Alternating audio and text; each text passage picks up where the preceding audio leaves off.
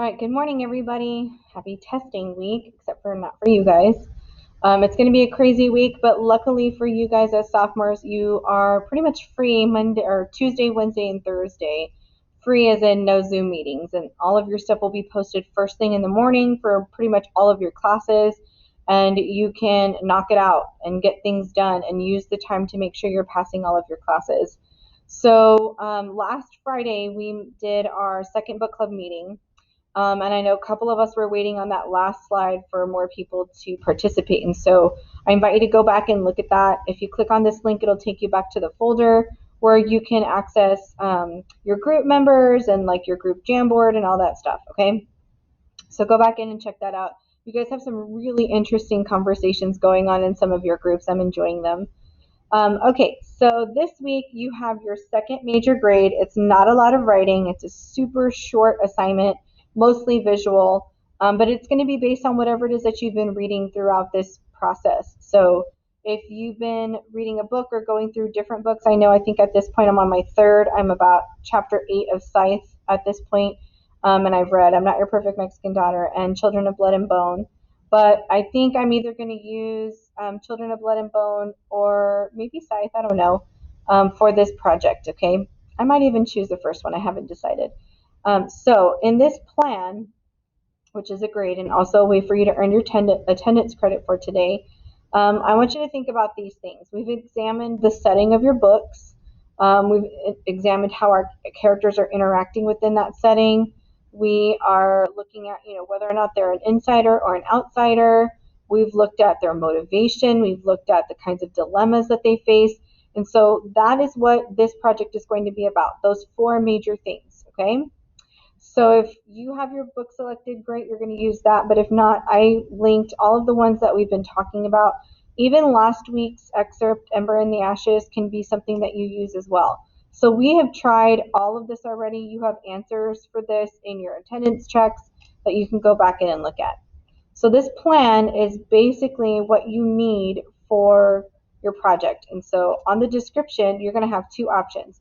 It's going to be either a Google Slide template or it's going to be a one-pager that you draw or create yourself, okay? The rubrics are the same. The requirements are the same. It's just they're going to look different, okay? If you're somebody who is good with slides, then you're going to go with slides. If you're more of somebody who kind of wants to put your computer down and you're more of a visual or artistic kind of person, then do the one-pager, okay? But the plan is the same because the requirements are the same.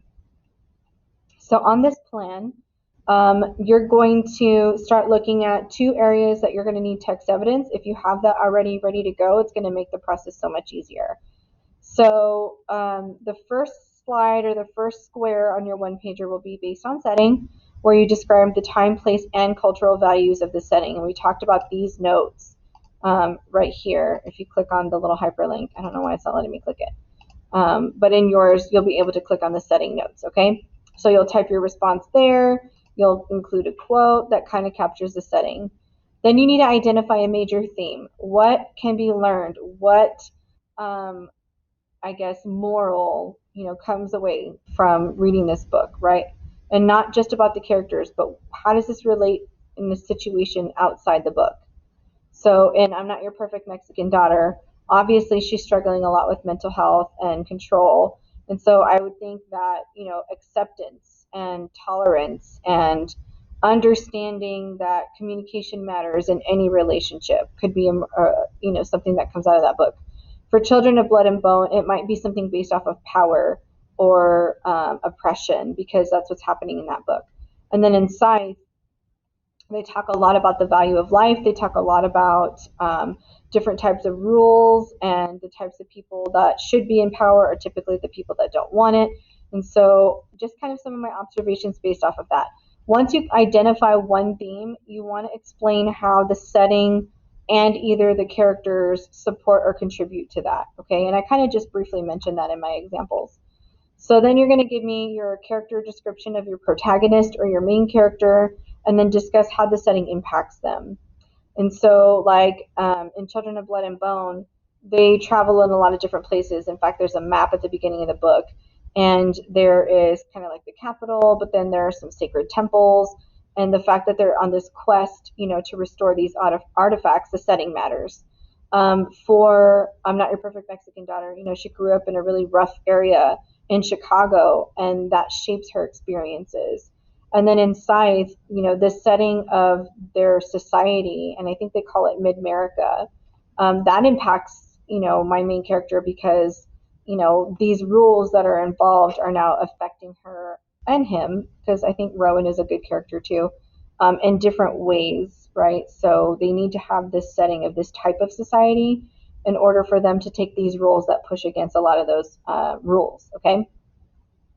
And then dilemma and motivation. So if you're reading Scythe, there is a huge dilemma, and it's about whether or not they can have the courage to kill when it's necessary. That's a huge moral dilemma.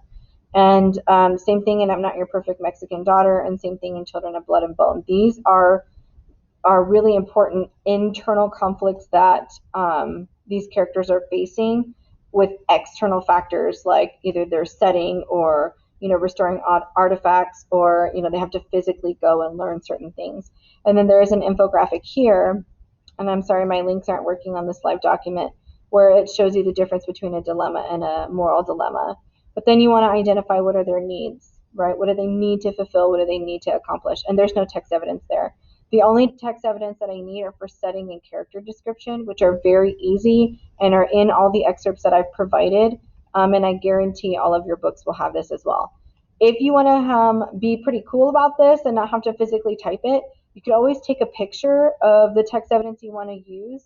And in your phone, there's like a markup app where you can like underline it or circle it or crop it out. And that might just be easier, especially if you plan on doing the slides. You can just take a picture of your text evidence. You don't necessarily have to type it out. So it's an option. But I just want you to get all the content out, because then you can have fun with the visuals, which are another big part of the project. Okay.